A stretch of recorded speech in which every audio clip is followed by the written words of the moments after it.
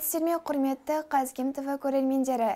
Гимназиямызда Ұлытау облысының әдістемелік орталығының педагогикалық шеберхана жобасы аясында тиімді орта табысты білім ордасы ашық есік күні шарасы өтті. Жоба аясында бірнеше іс-шаралар жоспарланды. Ашық есік күні 3-7 сәуір күндері аралығында өтеді. Қаламыздың Қара шаңырағы номер 8 гимназиясында 5 сәуір күні ата-ана, мұғалім, оқушы-іштік одағының қатысуымен спорт сағаты мен ата-ана сағат өтті.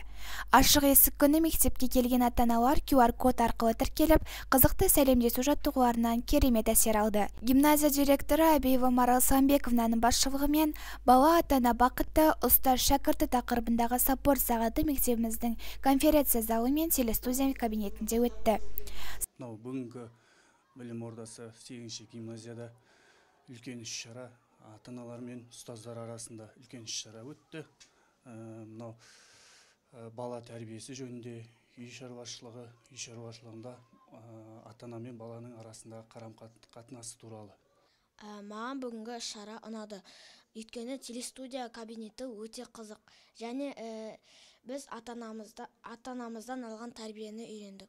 Спорт сағаты оқушыны дамытуға бағытталған ұстаз бен ата-ана арасындағы дамытушы сұхбат. Сәлеметсіз бе, құрметті ата-ана, бүгінгі іс-шарадан қандай әсер алдыңыз? Сізге ұнады ма? Өз ойыңызбен бөліссеңіз. Бүгінгі іс-шара өте жақсы, тәрбиесі мол, сондай бір форматта өтті. Бүгінгі іс-шарада ата-аналардың, басқа да ата-аналардың баласының өміріне қосып жатқан үлестерін тыңдап, пікір таластырып, ой бөлісіп өте жақсы әсер алдық. Бұл енді осындай іс-шаралар үш жақты бағытта жиі дамытып, ата-ана, ұстаздардың арасындағы мәмілені әрі қарай арттыра берсе екен деймін. Айсұлтан, саған бүгінгі іс-шара ұнады ма? Несімен ұнады? Маған бүгінгі іс-шара ұнады. Өткені осы телестудия кабинетімен таныстық, және де осы ата-аналарымыздың берген тәрбиесін, ақыл кеңестерін тыңдадық. Мақсаты оқушыны дамытуға бағытталған сұхбат жүргізу, оқушының білімін жақсартуға бағытталған кеңес айту, оқушыны пәндер бойынша дамыту маршруты бойынша жұмыс жүргізу, жыл бойы жазған қалыптастырушы бағалау, білім бойынша жиынтық бағалау, 90 бойынша жиынтық бағалау талдауларының негізінде дамытуға бағытталған ұсыныстар беру. Ата-аналар, оқушылар спорт сағатына белсенді қатысты. Қойылған ашық сұрақтар мен талдау жұмысында өз ойларын ашық айтып, ой бөлісті. Бүгінгі іс-шара өте тәрбиелік жағынан мағыналы іс-шара деп ойлаймын. Мынау Қара шаңырақ қазақ гимназиясының ішінде мынандай телестудия ашылып, осы жерде өзімізді жақсы сұхбаттасып, ата-аналармен жақсы пікір алысыстық. Өте ұнады, жақсы. Осындай тәрбиелі сағаттар, осындай іс-шаралар өте берсе деп баламен бірге сондай тілеймін сіздерге. Сәлеметсіздер. Бүгінгі шара бала, ата-ана бақты, ұстаз шәкірт атты спорт сағаты өтті. Енді өзімнің ойым бұл жердегі бала мен ұстаздың арақатынасы, ұстаз бен ата-ананың арақатынасы және бала мен ата-ананың арақатынасы туралы әртүрлі ой пікірлермен бөлісіп, әртүрлі жан-жақты талқыладық. Баланы жақсы осы өмірге тәрбиелеу, жақсы білім беру деген сияқты пікірлерге тоқталдық. Өте керемет. Гимназиямыздың ұстаздары Айгүл Базылкаримовна мен Қаламқас Рахымбековна ұйымдастыруымен баланың бас ұстазы ата-ана тақырыбында ток-шоу форматындағы ата-ана сағаты өтті. Мақсаты жас ұрпақты парасатты, ақылды, мейірімді, жан-жақты азамат ретінде тәрбиелеудегі ата-ананың рөлін көрсету. Оқушылардың жеке тұлға болып қалыптасуына ата-ана беретін тәрбиенің әдіс-тәсілдерін жетілдіру, қарым-қатынас орнату, ата-аналардың мектеппен тығыз байланысын нығайту. Өзіңізді таныстырып кетсеңіз. Мен аты жөнім Гүлден Оразалина болады. Осы мектепте 3 балам оқиды. Қазір 9-шы В сыныптың атынан, ата-анасының атынан, сосын 5-ші Б сыныптың атынан келіп отырмын. Рахмет. Енді сізге сұрағымыз, кейбір ата-аналардың баласының іс-әрекетіне көңілі толмай, сенің қолыңнан келмейді, сен істей алмайсың деп айтатын жағдайларды байқаймыз. Баланың әрекеті теріс баға беруге қалай қарайсыз? Ол жерде сенікі дұрыс емес, сенікі емес деп баланы баса беруге болмайды.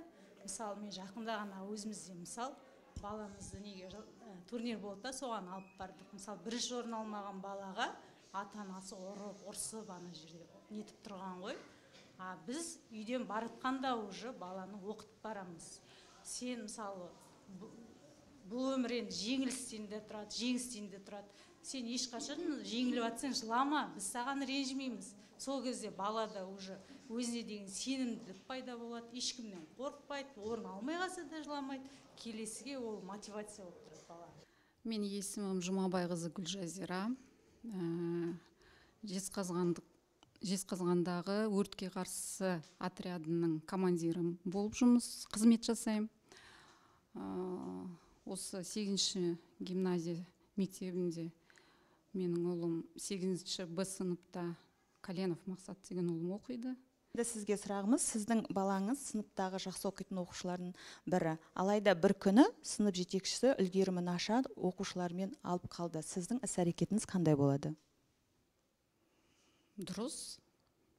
Алып қалғаны, иә.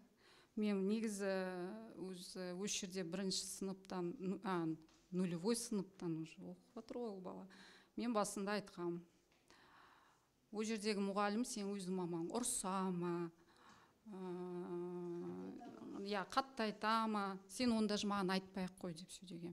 Сосын бізде Айгүл мұғалім деген болған бастауышта. Тоже сондай бір оқиға болды. Бір ата-ана звондайды да, айтады, сен білесің ба, сен бүгін мұғалім ұрсып жатыр екен. Мен қызымды алып кетуге келсем, сен балаңды ұрсып, ол Мақсат жылап отыр деп сөйледі. Енді мен келдім, кешкісін жұмыстан болдым, ештеме деп айтқан жоқ, ондай. Сосын деген жоқпын. Шамалы уақыттан кейін мұғалім звондайды. Жазира, сен ренжіп қалған жоқсың ба деп. Сосын мен айттым, мен естідім дедім. Бірақ енді сізге не деп жатсаңыз, если сіз ұрсаңыз, значит бір себебі болған ғой деп, дұрыс деп сөйлеген. Сосын әңгімені де сөйтіп айттым. Үйдегі әңгімені мектепке айтпайсың, мектептегі әңгімені бізге айтпайсың. Сізде ата-аналар көп болса екен деп ойлаймын. Қызықты әдіс-тәсілдер арқылы ата-ана, бала, мұғалім үштік одақ арасындағы мәселелер талқыланды. Ата-аналар бала тәрбиелеудегі өз тәжірибелерімен бөлісті. Мынау 5-ші сыныптың мұғалімдері, ұстаздары өте жақсы іс-шара өткізіп жатыр. Оның ішінде қаншама әдіс-тәсілдермен, мысалы, жиналыстарға келеміз мектепте, енді баланың тәрбиесі, баланың тәртібі туралы айта береміз ғой, баға туралы. Енді бұл тәрбие сағаттар өте ерекше болып жатыр. Маған ұнады.